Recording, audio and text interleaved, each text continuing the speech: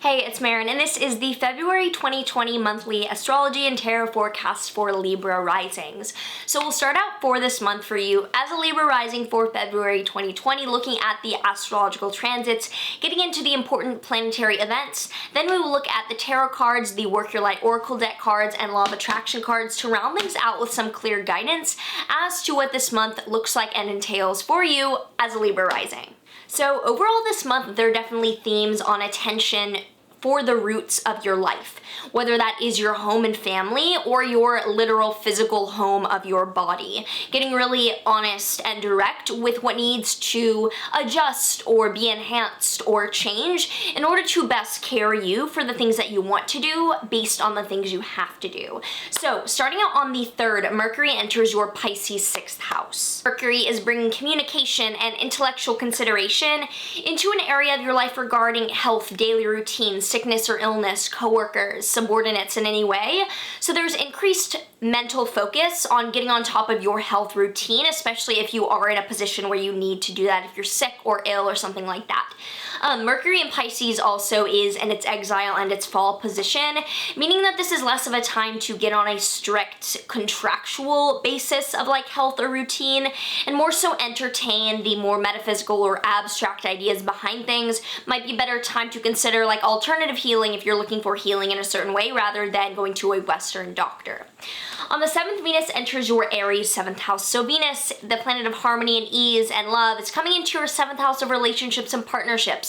There will probably be increased harmony and focus and ease in that one-to-one relationship area of your life, whether that is romantic or business-wise.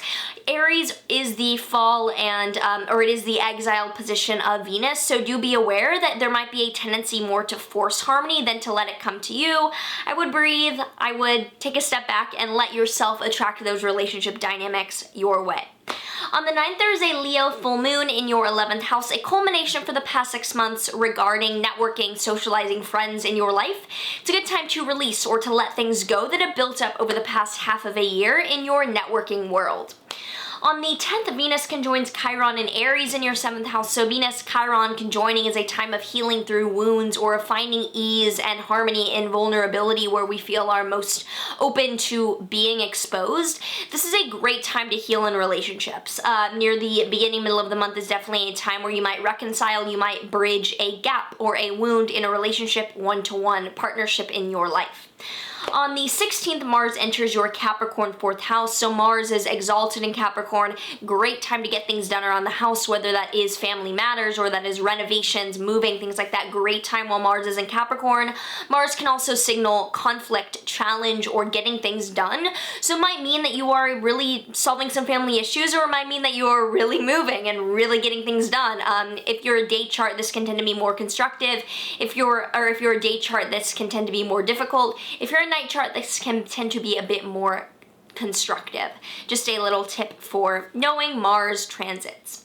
On the 18th, the Sun enters Pisces in your 6th house, further illuminating your 6th house of health, daily routine, coworkers, sickness, illness. Things like that might become more apparent or more at the forefront of your mind during Pisces season. On the 20th, Jupiter in Capricorn sextiles Neptune in Pisces. So Jupiter in Capricorn is expanding your 4th house of home and family in terms of focus in your life and growth and expansion.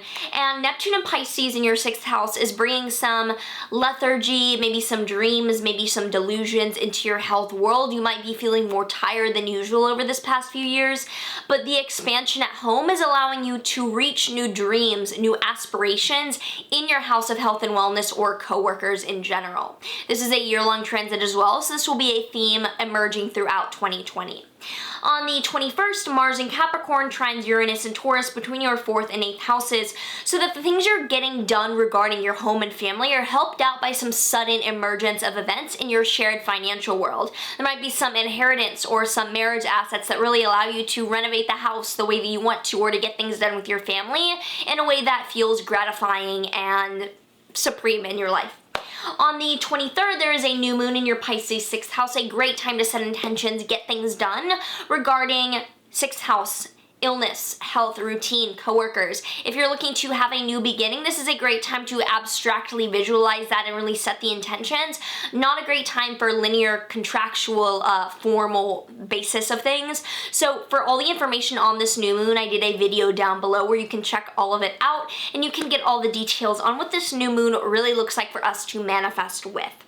On the 23rd through the 25th, Venus and Aries will square Jupiter and Pluto in Capricorn, so this ease and harmony, maybe a bit of forceful harmony in your relationship world, is being helped out by the expansion in your home and family, while also calling you to deeply transform your home and family to help you out in relationships, one-to-one partnerships.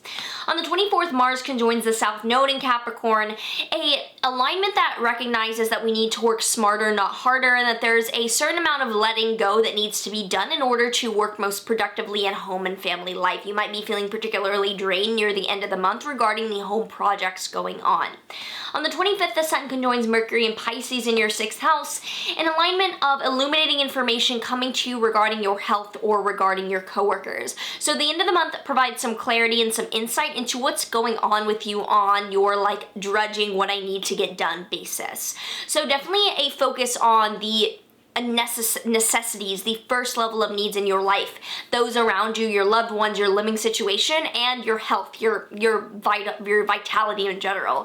So for Libra Risings for 2020, now let's pull a tarot card to see what tarot card is coming up for you guys. So we have the Knight of Swords, and the Knight of Swords is the heir of air. It is a furious, almost manic level energy of hyper-productivity. So this is definitely a month with Mars and Capricorn in your 4th house that the intimate parts of your life are calling for work.